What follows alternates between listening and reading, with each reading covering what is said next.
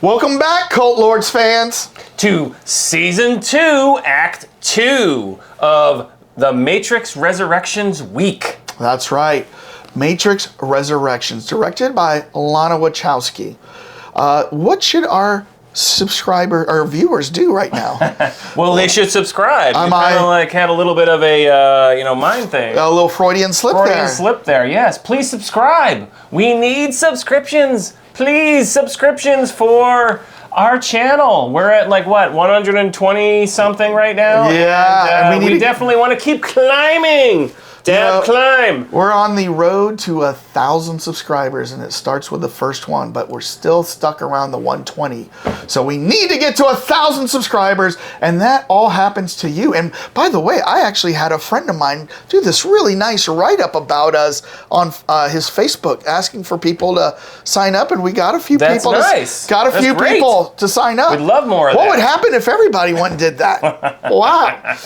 No, that's great. Hey, we love to be re-gifted as a subscription. Please tell your folks, take pity on some humble YouTubers that we need subscriptions. That's right. Press the button if you've come here and share us with all of your buddies. I don't like to beg, but we're begging. So, speaking of re-gifting, we're going to have to have a show all on our knees just what's our gift of drink? So, again, for the theme of the Matrix Resurrection Week, we're doing a sake, and this is a Gekkeken Horin Ultra Premium Junmai de Ginjo. Oh, pour me sake! And with all sake, you need to not pour yourself. You need to serve your friend. Thank you, sir. Thank you, sir. You're like Oliver Twist right there. Yes, and then he needs to serve me. Some more porridge. Yes, some more porridge, sir. Please, sir. I want some more. But this is a fabulous sake. If you guys ever get into the Japanese culture, I highly recommend this. Mild, fruity aroma with delicate notes of overripe cantaloupe, honeydew, and honeysuckle. Round and smooth on the palate, with medium creamy body, finishes long and smooth with a hint of pear. And what else may you find in there? Is there anything else? What do you think about that? Not butterscotch. Be very subtle. Good smell. Some grape. A little grape peel. No? Like white grape. Yeah, oh yeah. It's definitely more of a, on the light Riesling, light dessert wine. Yeah. I mean, you can serve this with a lot of white fishes. If you're a sushi fan, oh man, do I highly recommend Go this. watch Act 1. We really go into depth on this. Yes. But Dane, this week we are reviewing Matrix Resurrections. And this was directed by Lana Wachowski. Now, when the original Matrix came out... What year was that? Like 1999. 1999. Lana and Lily Wachowski directed this together. At the time, they were called the Wachowski brothers. Yes, that's so right. So that just tells you how times have changed. So they are now she and she. She and she. Yeah. So their IMDb. So at that time, as the Wachowski brothers, when they came out with The Matrix, they were at the top of everybody's list because they thought these are the hottest new directors, right? Yeah. I mean, that movie's amazing. And it didn't really turn out for them like what they thought, because after this, they put out movies like Speed Racer, Cloud Atlas. Yeah, well, you're serious. Jupiter Ascending. Oh, I love Jupiter Ascension. I love... All of those were flops. Yeah, which is unfortunate because Jupiter Ascension is a great movie. Ascending. Is it Ascending? Yeah, it's called Ascending. I thought it was Ascension. That's a great movie with Mila Kunis. Yeah, Kunis. And your buddy, your Magic Mike buddy. I'm trying to think of Channing. You got the steel case. Channing Tatum. But great movie. And then the Speed Racer, I agree. I mean, it was well done from a directing and a technical standpoint, but the story was ridiculous. But then when you look at their IMDb credits, that's about it until... Oh, really? Yeah. They're that limited? Yeah. Wow. They had other things going on in their lives, but... right. But that had me ponder about great directors with great bodies of work, right? And I wanted to challenge you with a Cult Lords Top 8 this week. What are your top 8 directors of all time? Top 8 directors Top of all 8. time. Infinity 8. That's your thing. Oh, yeah, right. Infinity 8. Why am I doing your thing? Yeah. All right. So we're time for the Cult Lord's top 8. Top 8 directors of all time. So all right. Who do you have as number 8? Well, I have an honorable mention. Am I allowed Okay, to do you that? are. Or You are. We're going to wait. We're going to let you I don't want do- to cheat. I can't. You can't combine directors, by the way. Okay. My honorable mention is Billy Wilder. Oh, Billy Wilder. It's a Wonderful Life. Okay. Mr. Something Goes to Washington. Oh, Mr. Smith Goes to Goes to Washington. Washington, stuff like that. But my number 8 is... Wait, out of all the names you couldn't remember Mr. Smith? Well, we're somewhat knee-deep into this sake, so we are. I Okay. have a brain fart here. Kampai. Okay, so go ahead. Kampai! Kampai. Japanese cheers. Any more honorable mentions? No. Okay. So number 8 for me is Akira Kurosawa. Akira Kurosawa. So we don't have the posters up here right now, Yeah, but he would have been here previously in some earlier episodes. The Seven Samurai. And he's done a number of those kind of like classic Criterion Collection Japanese movies that, touch dramatically on your emotions. But great guy. Seven Samurai, for anyone who doesn't know this, was actually the inspiration for the... Magnificent Seven. Exactly. Yeah. So what's your number 8? Or do you have an honorable mention? I have 3 honorable mentions. I'm not going to go through their. I'm not going to go through their works. I'm just going to mention their names. So right now, Denis Villeneuve. He's moving his way up because he's putting out really great stuff. He's moving on up. And then I'm gonna throw out a wild card because I'm sure this is not on people's top list, but I'm gonna go Robert Rodriguez with Desperado and Machete, Grindhouse, Sin City. So I love Robert Rodriguez. Yep. He's very talented, and he's doing Book of Boba Fett right now. Didn't he do Hostel? Wasn't that him? No, or was that Eli Roth? Eli Roth. Oh, okay. But you know what? Those guys, they're all together. But I know. And then Ridley Scott. That's in your honorable mention? Those He didn't make my top 8, yeah. So, all right. So, number 8 for me. Yeah. I was going to say, this is a long and winding road to get to your number 8. I didn't go through their works, really. So, all right. I'm going to combine 2 directors. What? Because they always direct together, and that's the Coen brothers. Bang, bang. Silver hammer on your head. But Coen you have to admit, that's well, okay. But they go by Coen Brothers. It's They like do. Cult Lords. It's Yeah, I know. It's a single entity. It's a single entity of 2 people. So, so the Coen brothers, Ethan and Joel, they've done things like Fargo, Oh Brother, Where Art Thou, Big Lebowski, No Country for Old Men, Barton Fink, and everything they do is just kind of off the beaten path to me, right? And it's always really interesting and funny, and they have really great attention to detail. You know, just watching like Oh Brother, Where Art Thou? I mean, it is a very weird movie because it's based on Homer's, The Odyssey, right? It's based on the Odyssey. Yeah, but it's really a fascinating movie. I've seen it. Yeah. Do you like it? This is George Clooney and I don't know who the other guy George was. Clooney and John Turturro. It probably deserves another watching. I mean, well, I was if you know, with it. if you know that, like every time like they see something, it's based on Homer's Odyssey. So when they see the 3 women singing, those are the sirens that would lure the sailors in onto the rocks and crash them. So that was the siren singing. Well, my ultimate version of that homage to is the Warriors. Oh. With the Lizzies. Oh, they were the gang that was the sirens. Another translation of Homer's Odyssey. Yeah. So that's your number. That was my number 8. Warriors is in my top movies of all time. I know.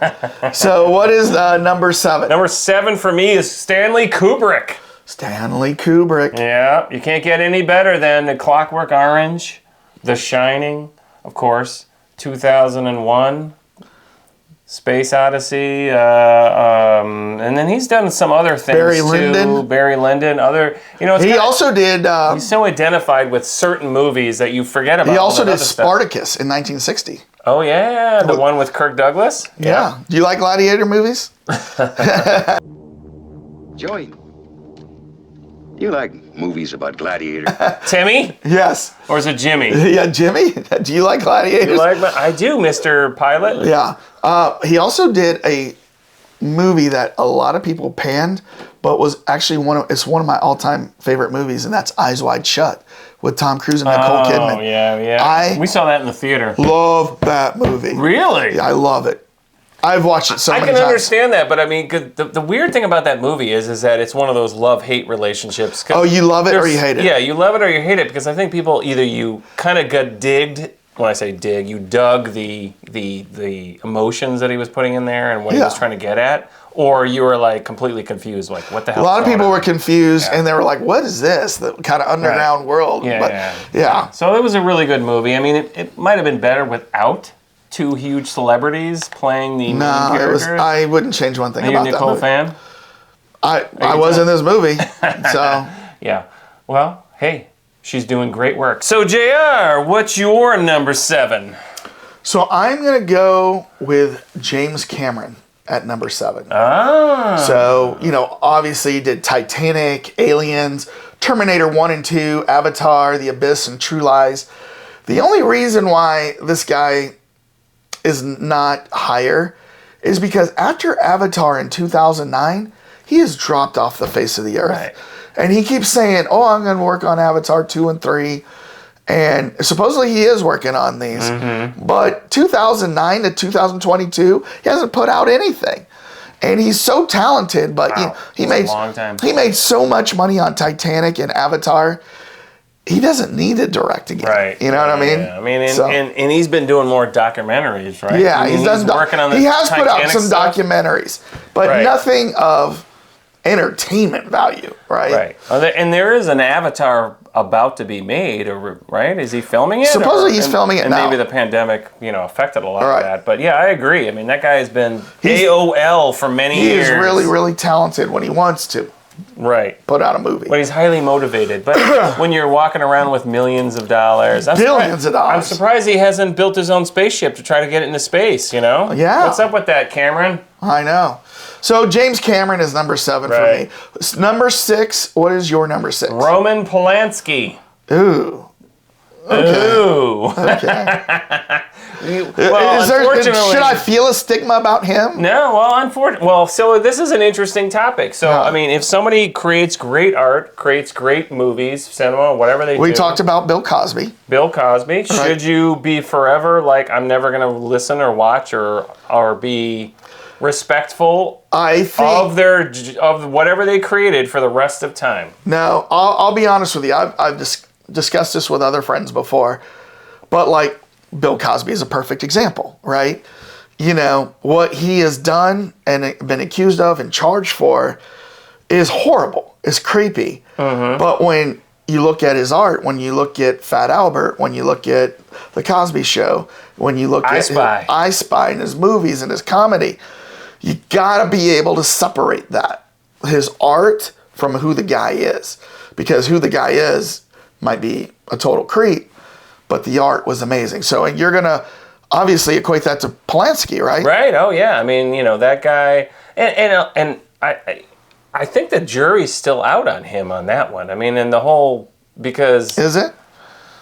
Well, or is that Woody Allen? I'm thinking the jury's out on because the two of them were kind of in the same ballpark there. Woody Allen. There's a Woody Allen movie that I absolutely love.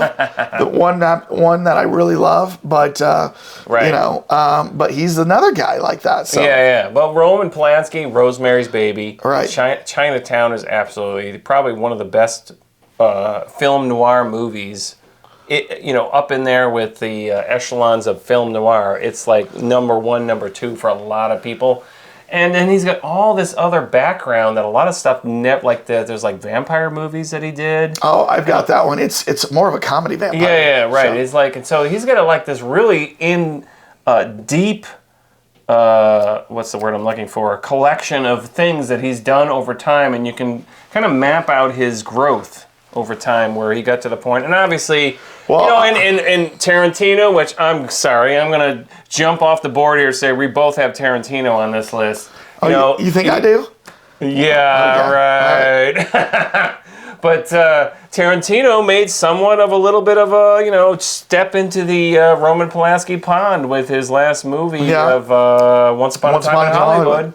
Well, I'm going to be honest with you. One of my all-time favorite movies, and I say all-time favorite movies, I can't say it all the time. I say it all the time, but it can't be a top 8. My all-time 100 movies is The Pianist. And that's a Roman Polanski movie. Ah, that's right. I forgot about that. And it is so good. Such a great movie. And when it was up for an Oscar for Best Picture, and then Adrian Brody won for Best Male Actor. Remember, he famously walked up on stage. Halle Berry was presenting him the Oscar, and he just grabbed Halle Berry and gave her a big kiss, unasked for. Probably couldn't do that in today's world. Yeah. But I bet he told her ahead of time. She acted all surprised, but right. They're all actors. Yeah. But but that's a Polanski movie, and it was so good. Yeah. So that's not the one with Harvey Keitel, too, is it? No. There's another one called The Piano with Harvey Keitel. Yeah. Which would be a really weird connection of that Harvey was in also Tarantino's movie. Yeah. But yeah, that's a great movie. Yeah. So that was your number 6? That was my number 6. What's your number 6? Numero 6. Number 6. How do you say 6 in Japanese? I think it's like Seiko or something like that. Seiko, like the watch? Oh, okay. I don't know. Martin Scorsese. So a lot of people, kind of an old school actor. A lot of people would say he's a one-trick pony because he films all these like gangster movies, right? But he did a lot of other stuff like Shutter Island, The Aviator. He did Wolf of Wall Street, The Last Temptation of Christ, which I recently viewed. Yep. But then, of course, he's got Casino, Goodfellas, Gangs of New York. But he's a great director. One thing that's funny, though, is he likes to stick with the same actors. He wants De Niro. He wants DiCaprio. He wants the same guys working in his movies. He has a troupe. He has a troupe. He has his troupe. And a lot of these top directors, which I'm sure we're going to get in as we get deeper, they have their troupe. They're like, hey, we know these guys are a set commodity. They can do excellent no matter what we give them. And I don't need to work. I've got the relationships built. Yeah. I don't need to learn anybody new. So let's use the same group. Like your Scorsese guy. What was the TV show the Netflix show that they did? The Irishman. The Irishman. I mean, it was like, come on, you're just regurgitating these guys. I'm gonna do an Irish gangster movie. Let me get De Niro. Let me get Pesci. Isn't Cartel in there too? So so it's like it's kind of funny. But that's my number 6. What's number 6? We're up to number 5. My number 5 is Christopher Nolan. Christopher Nolan. All right. Here's a guy that has his own troupe of people. How many times does he put Michael Caine in movies? He puts Michael Caine in everything. Does he? He's the standard in all his movies. I didn't realize that. Think about it. Because you talked about Tenet last week. I still haven't seen that. I saw Inception, but obviously the Batman reboot was absolutely fantastic with Christian Bale, and hopefully we've got high hopes that the Robert Pattinson, is that his name? Pattinson. Yeah. Is going to imbue the new Batman with a whole nother, action-packed. It's going to be gritty drama and dark and everything, kind of like the way Batman was in certain genres of the comic book and stuff. Right. And so Christopher Nolan, absolutely outstanding director. Memento is I think his earliest Memento. one. Yep. With Guy Pearce. There's so many movies in this, And it's kind of interesting when you look at directors. Christopher Nolan, if you look at all his movies, you're like, I want to watch every one of those movies. They're good. Yeah. I mean, where some people you're like, well, I don't want to watch all of, he's kind of got that like band where Scorsese, a lot of people would be like, well, I can't deal with that type of movie because there's too much blood and guts and everything. They're gangster movies. But Christopher Nolan doesn't really have that. All of his movies are, everyone would enjoy, be intrigued, and would love the movie that he's made. Right. So, what is your number 6? 5. So we're at 5. We're at 5. This director, I was surprised because I when I was researching this and making sure I made my list, I went and looked at some other lists that showed the top 60 directors of all time. This guy wasn't even on there, on the top 60. The top 60? Didn't even make their top 60. Man, that sucks. And this guy is John Carpenter. Do you like John Carpenter? Yeah, So I do. he's done Halloween. He's done The Thing, Escape from New York. He's done Big Trouble in Little China. Which we don't have up here anymore. Starman, Prince of Darkness, Christine, Vampires. This guy, and if you've ever seen him in interviews, he's a very kind of out there guy, unique. And he's kind of like off the grid. He never like shows up for anything. yeah, he does not. He doesn't. He gives zero cares about awards and recognition. He just wants to make his movies. Yeah. And Great maybe that's director. why he kind of rubs maybe Hollywood studios the wrong way. But he's now at an age where he's not really actively making movies. He's actually doing a lot more on TV lately. But okay. What's he doing TV wise? I can't remember. When I was looking at his IMDb, I was like, he hasn't really put out a movie in the last 5 years or so, but he's done some TV work. So, Right. Yeah, that's awesome. so that's my number 5. Okay. Who's your number 4?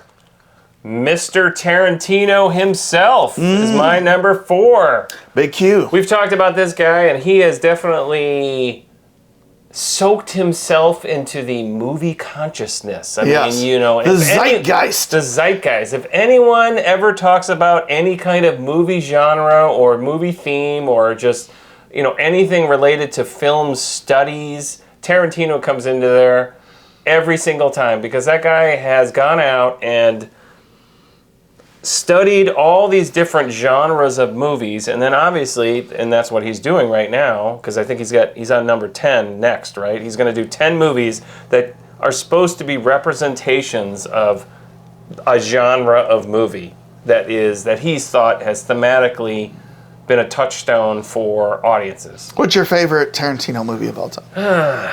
Well, I mean, still, it's got to be Pulp Fiction. Yeah. I'm sorry. There's too much in Pulp Fiction where you're like, what the hell's going on? It is still But I will Pulp say Fiction for me. Inglourious Bastards is my second. Really? Yeah. That one had so many, like, things where you're, you know, I mean, with the whole baseball bat. And and then probably because... I think my number 2 would be Kill Bill.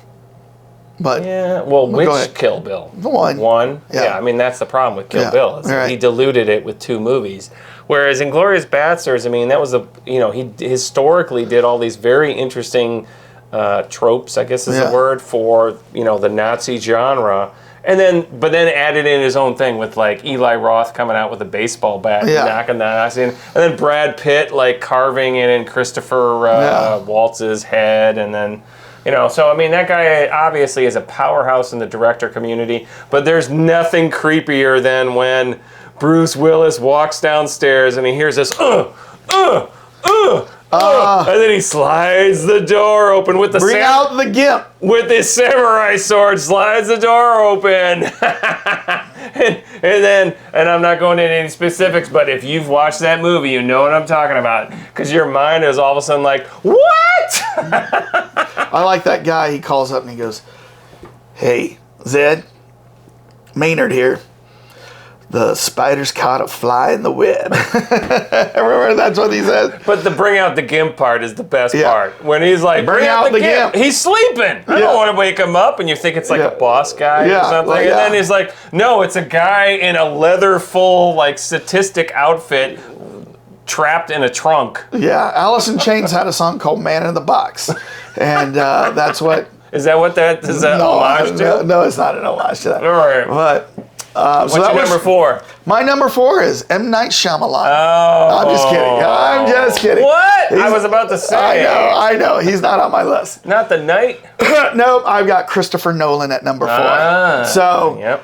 I assume these were going to be lower on your totem pole. Yeah, I mean, we're going to have some similar ones. So, you know, of course, the Dark Knight trilogy. And the first thing I ever saw of his, and I didn't know who he was at the time, was Memento, which is... It's interestingly is a movie that starts kind of and goes backwards to reveal like what it is. He likes playing with time. He likes playing with time because then we have Tenet, and if you watch Tenet, it's about time and doing that. Then you watch Interstellar, and you know, Matthew McConaughey has to go through a black hole to see the past time to see what the message was. So he's very much into time. It's very easy to edit video and make time jumps, as we all know. Yeah, we do this all the time. We're doing it on this episode right now, and you just don't even know what we're doing. So, but you know, like stuff like Dunkirk and Inception, he's just awesome. And so whenever I hear Christopher Nolan attached to a project, I'm already in because he hasn't failed me yet. So, yeah. I know. I mean, everyone, like I said earlier, everyone in his movies are like, it appeals to a lot of different age groups, and they're all excellent at one level or another. Yeah, I mean, and not everything is, you know, the best movie, but they're all very entertaining, very thought-provoking, and all of them you like pretty much remember after that movie is done. You remember that. So, Christopher Nolan's my number 4. So we are up to number 3. That would be John Carpenter, which you already mentioned. Really? Yes. So I was wondering if you're going to have John Carpenter on there. I threw him in there because one of my top movies of all time is The Thing. But then I recently watched... I was just going to say, okay, so The Thing. What is your favorite John Carpenter movie? The Thing. It is The Thing, It is The Thing. Oh, yeah. I mean, there's so much that whole isolation. I mean, it's one of those movies you can rewatch over and over again because there's... he captured such of what was going on with those characters in such a tight spot.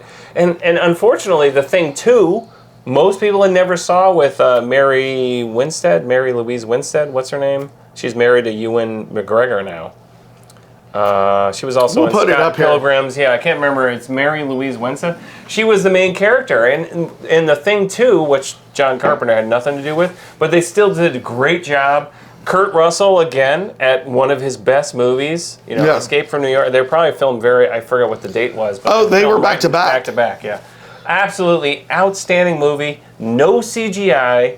All, animatronics with blood and guts and the alien and everything. I mean, I don't think a lot of directors now, especially not Mr. M. Night Shyamalan Ding Dong, knows how to use these animatronics. Right. Because they're so...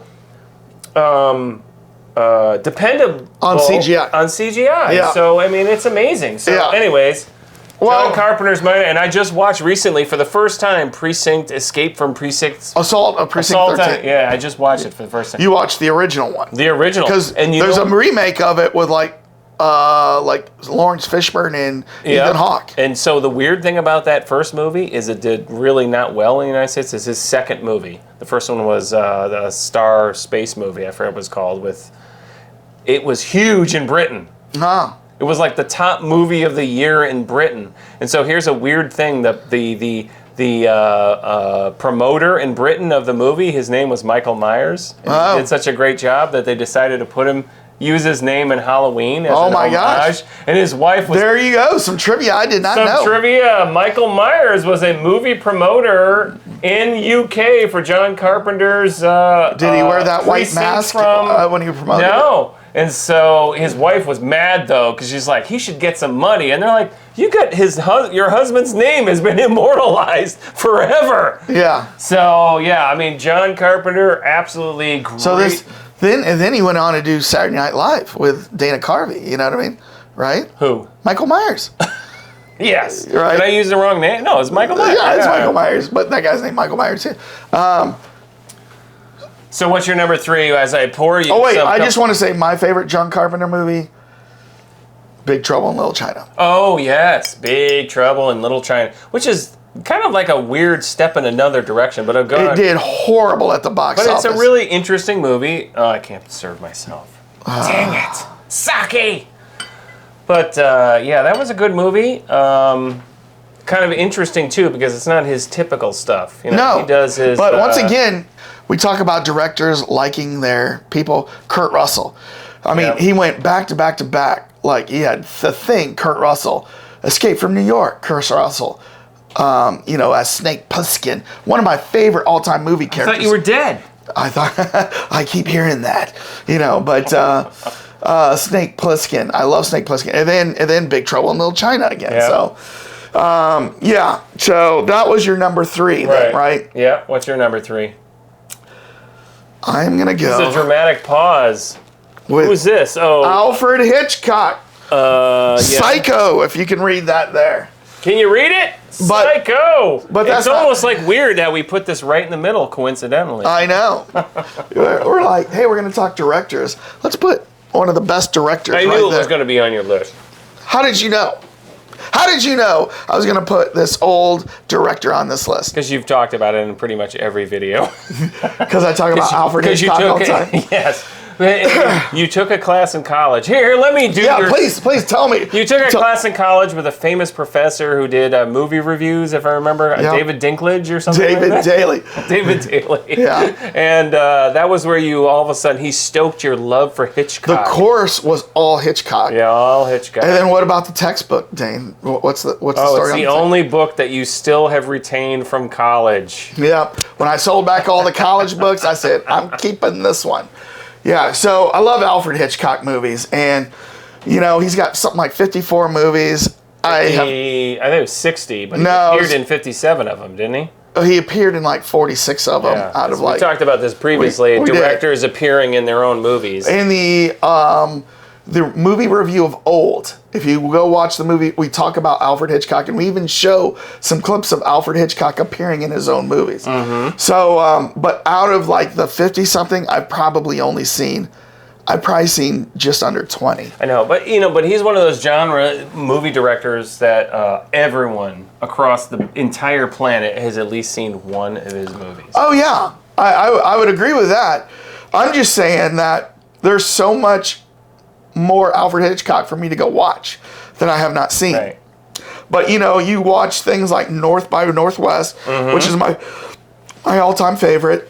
Psycho, The Birds, Vertigo, Rear Window, Strangers on a Train, Family Plot, To Catch a Thief, Dial M for Murder, 39 Steps. I've seen every one that I just mentioned.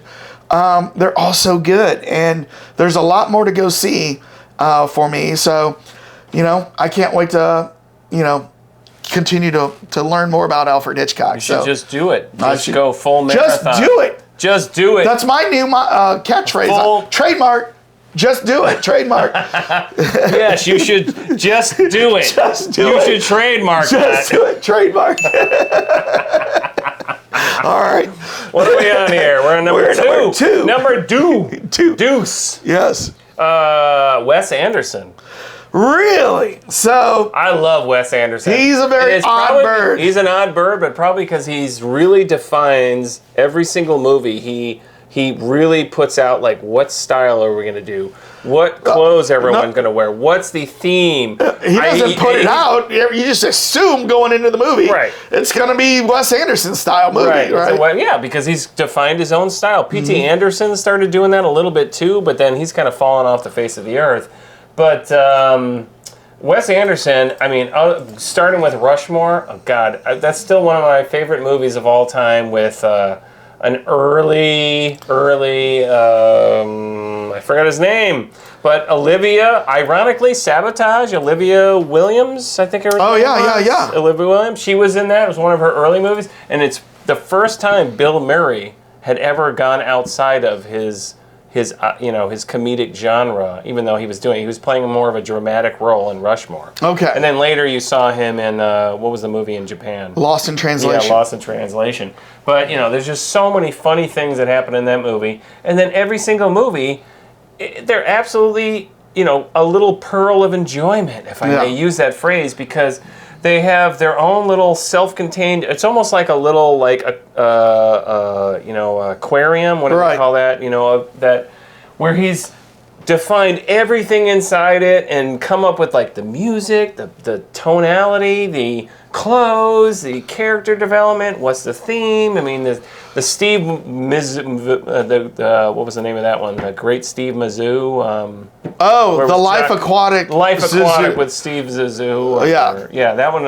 Jacques Cousteau. It's like a Jacques Cousteau. And then the one with the Fabulous Tannenbaums was a Royal Tannenbaums. Sorry, Royal Tannenbaums. The reason why I know these is because I own these and like I catalog them, so I know these titles. But the Royal Tannenbaums, that was an homage to J.D. Salinger and the Catcher in the Rye, where he did also Zoe, and I forget what the title was exactly. But I mean, he's a great director. He really puts a lot of thought in. And unfortunately, my wife and I have not seen the last movie yet, The French Dispatch. So I was going to bring this up to you. Last weekend, I picked up a few Blu-rays that I still hadn't purchased that have just recently come out. So I got The Last Duel by Ridley Scott recently. I got Dune on 4K. And the new one is called The French Dispatch by Wes Anderson. Yeah. Picked it up. Do you want to review it? Should we put it on the list? We should put it on the list because I haven't seen it. If you haven't seen it, I haven't seen it. So we can. Movie that my wife will watch with me. Or you can make it right after Mandy if you want. That would be a jarring change. That would be a very. We're gonna need to put a little. Maybe the zombie thing needs to be in there to, there we go. Just to kind of lessen the blow from going from Mandy, I'm assuming, to Wes Anderson's. The French Dispatch. Okay, so that's what's your number two. Quentin Tarantino. Tarantino. Yep, you probably thought that'd be number one, but I was thinking that. So I am interested to know what your number one is because I already know what your number one's going to be, and I've mentioned him already. But Quentin Tarantino, yeah. I mean, here's a guy that worked at a video store and said, I've seen all these movies. I can direct. Can you imagine that? No film school. I'm just a fan of films. I can direct. And he goes out and he gets self-funded, and I think his very first one was Reservoir Dogs, right? And there's where you see the brilliance, right? And the weird thing about Tarantino is that, so he started with Reservoir Dogs. Did he not have like a pre-early movie, Spielberg did that THX 1-1 where you can kind of tell it's an early movie. No, he just went right into that. Into that. Hey, that's impressive. It is impressive. And then he wrote, I don't know if it's before or after, but he wrote the script for what's the movie with Christian Slater? Heathers? No. Two-Face? No. Let me. Christian Slater, man. So, and there's a guy, Christian. Where are you at? Yeah, exactly right. It was, and it's got Gary Oldman as a gangster. You will never. Oh, and isn't the guy from? And Dennis Hopper's in it. Yeah. True Romance. He wrote True Romance. Oh, that's right. I forgot about that. And the guy from The Sopranos, he's in it too. Okay. What's his name? Gandolfini's in it. Oh, he is? Okay. Yeah. All right. He plays more of a side character. Yeah. But, I mean, it's still like a prominent character. So Tarantino wrote that script, and I know it came out after, Reservoir Dogs did, but I think he wrote it before and sold the script before that happened. Okay. Which is interesting because he didn't direct it. He wasn't the producer, but somehow the script alone lends itself to be a Tarantino movie. I mean, it was very obvious, in hindsight, when you think back, you're like, that's a Tarantino movie. But he didn't have such a major hand in the making of that movie. But by the sheer right words on the page alone, he got the movie made, with other people paying for it. There's another movie he wrote, and I think he wrote, and I want to make sure. Yeah, he did. He did write Natural Born Killers. He wrote Natural Born Killers. I did not know that. Oliver Stone produced it. Yeah. So, and it was also in '94. Right. Produced and directed it. So he showed his chops already as a writer. Right. Before he kind of came out and did his major debut with Pulp Fiction, right? And it wasn't his debut, I should say, his major. Dogs. No. I meant not his major debut. His major breakthrough was Pulp Fiction. Oh yeah. So and the funny thing is he played with time in that movie. He did. In a weird way because of the way he just cut it. so that you're constantly like, well, you know, it made you wonder what's going to happen. Right. And I'm kind of surprised we never saw another movie like that, or where somebody deliberately. Oh, there's been movies like that. Has there? Like, oh, what's gosh. an example of that? I can't think of Right, now, but I I tell you what, let's pause for 2 seconds, and I'll put up some shots here of other movies that do the exact same thing, that copy that. So, because I know they're out there, Okay. I've seen them. So Yeah. Because for those of you who have not seen Pulp Fiction, the beauty of that movie is the way he basically takes the movie, cuts up all the scenes, and then throws them on the floor. This is what the Beatles did, by the way, and a lot of they cuts up they throw them on the floor and then they regurgitate them together, and then they play it that way. And he does the same thing where the timing of all these different scenes is totally out of sequence. Sync. It's out of sequence. And yeah. so I didn't know there was other movies that did that. Oh gosh, there is. And you know what? When I post them, you'll be like, oh, that's right. Yeah, I promise you. Memento doesn't count because it's constantly going back in a very sequential way backwards. But like, I think like, what was that David Lynch? I think Mulholland Drive, I think did that. Did it? Yeah, I think I saw that, did but that. it's been a while. So. I don't know if 2 Days in the Valley did that. I didn't see that. But I'll put some movies up here. And all right. All right. So that was my number 2. So we're at number 1. Number 1.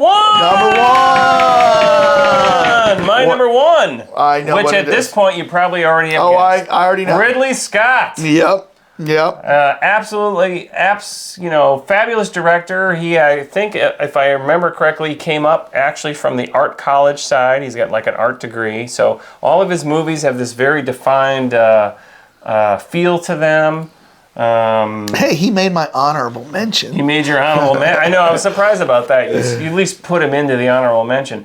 But that guy did Alien, one of my top movies. Blade Runner, one of my top movies. Gladiator, definitely up there. I like Gladiator movies. He's done, we've talked about him in the past with his the recent movie that did not do very well. The Last Duel. I just picked that up, so that will be on our future review list. He was not happy with Millenniums. We love Millenniums. He blamed it on the millennials.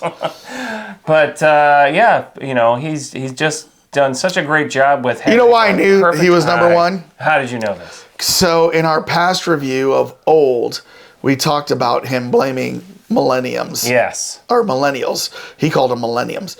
But you said that he was your favorite director, and you almost named your son Ridley, right? Yeah, well, his middle name, I tried to get away with Ridley as a middle name. It's not Ridley right now. It's Grant. I think I like Ridley better. That's more named after Ulysses S. Grant. Oh. So, what? But I like Ridley too. Yeah.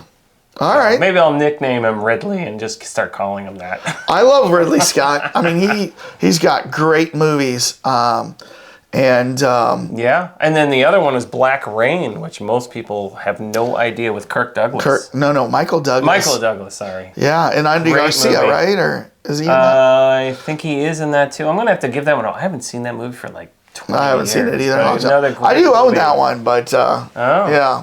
Well, so what's your number 1? And that was also around the Japanese culture too. That's right. It is. It's a Japanese Yakuzas. Yeah.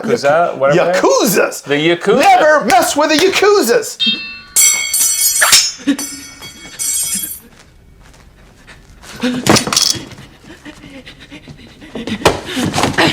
This is what you get for f***ing around with Yakuzas! Go home to your mother! Right? That's what Uma Thurman says. Oh, you're right. Kill Bill.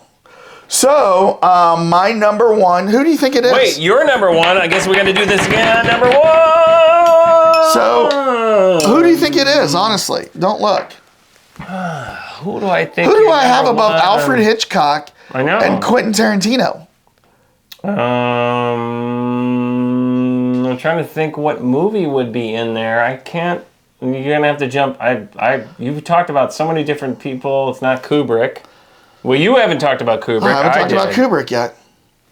But I don't think it's Kubrick. I don't know who it is. Who is it? Steven Spielberg. Spielberg. I can't believe he didn't make the top 8. Even our friendly neighborhood dog has been upset with his decision to put Spielberg out there, or I should say excited. So So let me ask you this. Are you not a Steven Spielberg fan?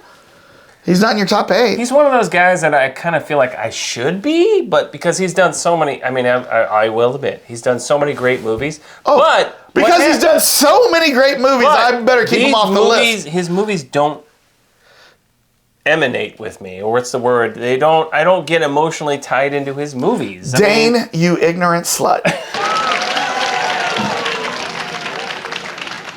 Jane, you ignorant slut. I'm telling you that Steven Spielberg is the greatest director of all time. See, that just seems too easy. No, too It's like easy. Star Wars. It's like Star Wars and sci-fi. It's not. Oh my God, I can't believe I this. didn't put him in there. All right, if you think about his body of work, you know, we've got Jaws, we've got Raiders of the Lost Ark, Poltergeist, Color Purple, Schindler's List, Saving Private Ryan.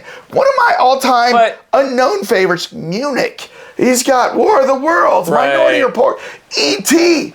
We could go on forever and ever. And all those are fabulous movies, but I think where I'm kind of, you know how, it took him a really long time to get an Oscar, right? Like, wasn't that the big joke that he didn't get one? No, I think that was Martin Scorsese. No, but Spielberg, I thought, had a problem with that, too, where they just it took him a while, but I think he got one for, like, Schindler's Amistad or Schindler's List or Color Purple, maybe. I don't know. But it was like one of his more serious works than it was like Raiders of the Lost Ark, E.T., Jaws. But Steven Spielberg, sign me up when you put something out. You know what I mean? He's even done really great stuff lately, like Ready Player One, I thought was really entertaining. Now, I haven't seen his remake, and I kind of criticized him of remaking West Side Story. Yeah. Why do you need to do that? But, you know, it's kind of funny, and when we were doing the Why Would You Do West Side Story? So I'm the Jets or the Sharks, right? I guess. Whatever. Okay. So anyways. Yeah, you're a little dark. Yeah. Yeah. Wait, which one's the Puerto Ricans? I'll portray the Puerto Ricans. I think the Jets. Okay, all right. As you can see, white boy, a little bit on the darker side. Yes, Latin, so we'll say. Melatonin. So, Steven Spielberg, man, is just the best director of all time. And that's why above Alfred Hitchcock, above Christopher Nolan, above Quentin Tarantino, above Martin Scorsese, I have Steven Spielberg. Okay. Because his body of work is bigger, bolder, and better than anybody's body of work. Yeah, I definitely understand where you would come from that, because his movies have emotionally touched you, but unfortunately, I see, Ridley Scott or all these other people are above me. So, but this is an interesting thing, because your Ridley Scott was above your top 8. Yeah. And you put Spielberg as number 1. Yeah. Spielberg would be like in the honorable mention for me, and then you didn't even name him honorable mention. Well, I don't know. I don't know how that works. I mean, in the the sense when you think of great directors, you don't think of Steven Spielberg. I guess I should put him in there. Yeah, but oh well. Okay, he's number 12. Well, you know what? This brings us to the end of our top 8, and this is the perfect reason why we should ask you, the viewers, who is the best director of all time? We would love to know. Do you have Steven Spielberg? Do you have Ridley Scott? Do you have Tarantino? M. Night Shyamalan? I mean, are who you do you a lover think of old classics with Hitchcock? Yeah. Do you like John Ford? Who put out a lot of westerns? Yeah, a giant. Yeah, he's a giant. He's a big, yeah. Are you a fan of George Lucas? Do you think because he put out probably one of the greatest movies of all time, he should be a best director, even though maybe the rest of his work isn't that great?